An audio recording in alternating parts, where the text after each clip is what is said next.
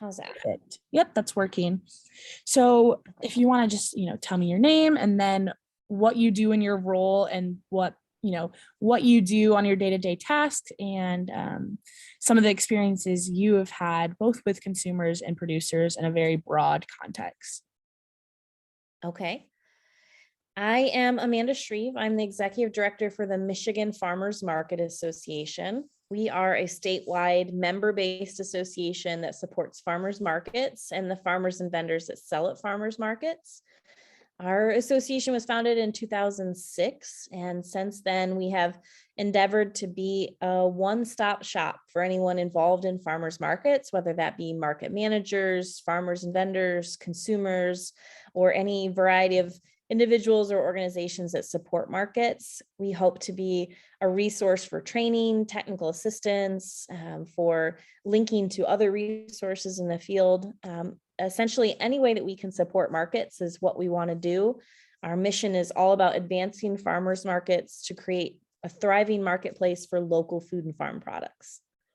Awesome. So you said that your foundation started in 2006. What started to get that ball rolling and begin your organization? Back in 2005, there were two researchers at Michigan State University that were doing research around farmers markets. And what they were hearing from the field was that market managers and farmers really needed a place they could go to ask questions, to get help. And they wanted that to be one place that could connect them to a wide array of resources. So those resources, or those two researchers, wrote a grant to start our association, and that's how we got kicked off in 2006. So we are our own nonprofit organization, but we're still affiliated with Michigan State, work with the university and extension closely in a number of different ways, and a wide variety of partners to help serve farmers markets all across Michigan. Awesome. Thank you for explaining that. So shifting gears just a little bit here, there's been talk in the ag world that more and more so consumers are interested in knowing where their food comes from. And, that hasn't been a trend up until a couple of recent years. Have you also noticed that? And can you see that at the farmers markets? Absolutely. Farmers markets in Michigan, the number of farmers markets in Michigan grew exponentially from the early 2000s until around 2012. Since then, the number has leveled off a bit, and we currently have around 250 community-based farmers markets throughout the state, which is a very high number when we look at other states in the country. But one of the reasons that farmers markets have grown so quickly in the last decade or so has been this interest that you're speaking of an increased interest in wanting to know where your food comes from as a consumer, who produced it, how it was produced, what the environmental impact of that production may be, or how the food that's produced or who the food is produced by and how that relates to their family and cultural identity, how it relates to supporting small businesses and your neighbors and community members.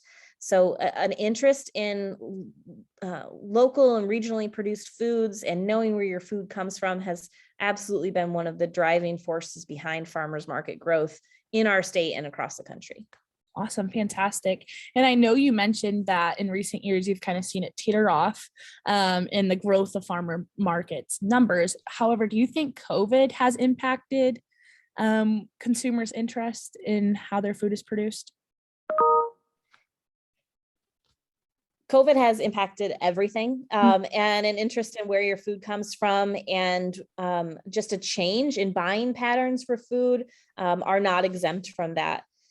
During the early stages of COVID, when there was so much concern and, dare I say, panic about traditional food pathways, grocery store shelves being empty, and a lot of media coverage and narrative around that type of fear and concern, we saw a lot of folks look more locally. We saw a huge interest in community supported agriculture subscriptions and buy-in, where you develop a relationship with a farmer at the beginning of the season and pay to be part of their community supported agriculture program, and then receive a portion of their production over each week or each month of the growing season. We saw that model grow exponentially in interest. We saw more linkages between consumers and local food producers through websites and online sales, more direct purchasing of meat and other proteins directly from producers, and farmers markets were recognized early on in COVID as an essential food resource in our state, as part of an essential business that needed to stay open and adapt safety protocols to continue to operate during COVID, but essential that that the market stayed open.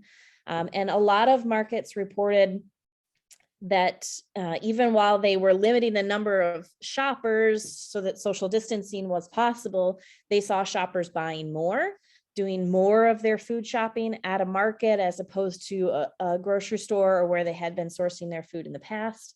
And of course, we saw this flip during COVID of less restaurant purchasing and more at-home food consumption. We're starting to see those trends reverse a little bit and go back to around 50-50 right now. And we may see it reverse back to more restaurant than in-home food consumption in the near future.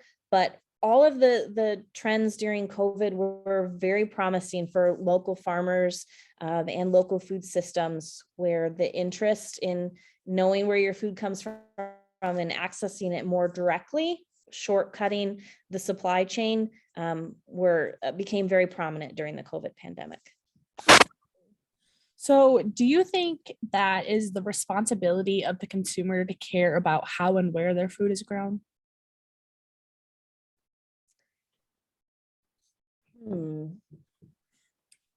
This is As not someone who's passionate, yeah. this is, everyone's like, Yeah. As someone who's passionate about agriculture and grew up in a small rural community in Michigan, knows a lot of farmers, was involved in FFA, was involved in 4-H. I hope that all eaters across the world have a level of consciousness about where their food comes from, and that they know at least some of what it takes to get food from point of production to point of consumption. I think that if there was more awareness and more recognition of how challenging it can be to safely and equitably and in an environmentally sound way produce food and then deliver it to consumers, that there would be a greater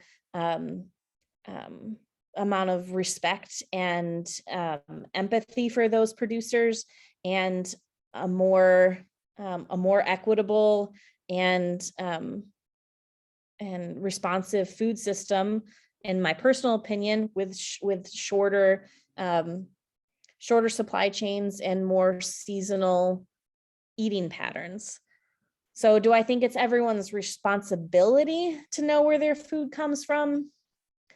I think that might be too high of an expectation, but it is definitely my hope that there would be more eaters who would take an interest in that than I think we currently have.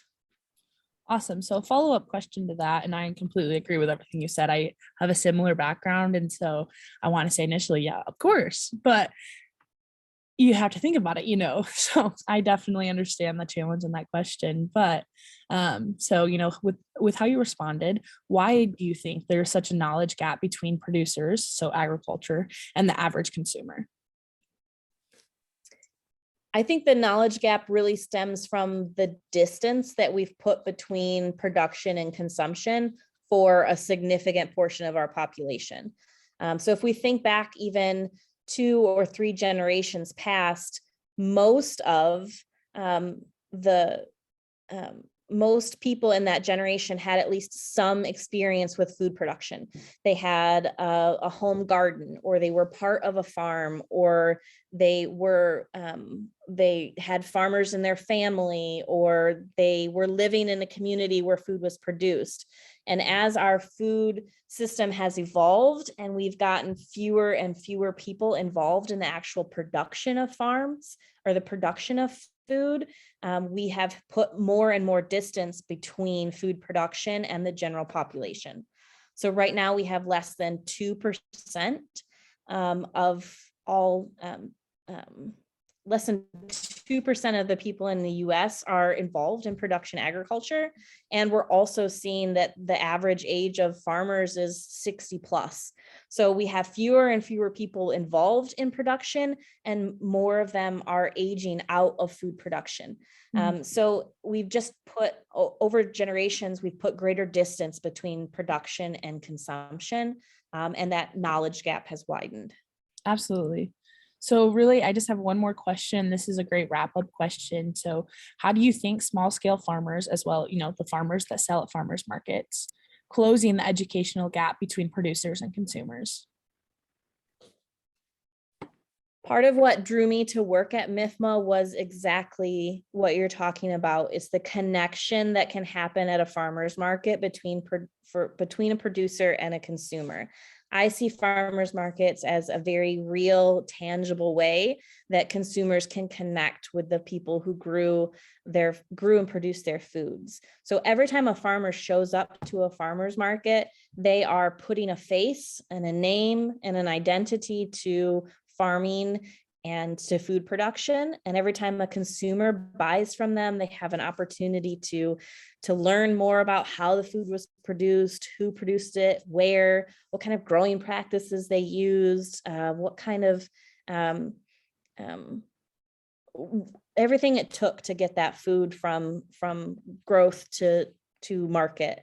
And so those opportunities are really invaluable. And that's why I'm so passionate about farmers markets, is because they, in a very real and tangible way, make that connection between producer and consumer. Absolutely. And that's what I'm trying to showcase in this film. So hopefully I do it justice, because I really do think that farmers markets are a powerful tool in many ways. And I think that it can serve a great purpose for both, small scale regional farmers, so they can make a livable wage, but also consumers, and showing them an alternative to big box stores, and, having options when the shelves are empty, so I really appreciate you talking with me, and I'm really excited to see what I come up with, and I will make sure to send you the finished copy. Wonderful. Well, thanks for connecting with me. Good luck with your production, and I look forward to seeing what you come up with. Awesome. And thank you so much again for being willing to meet with me. Absolutely. You have a good weekend. Thank you. See you too. Bye.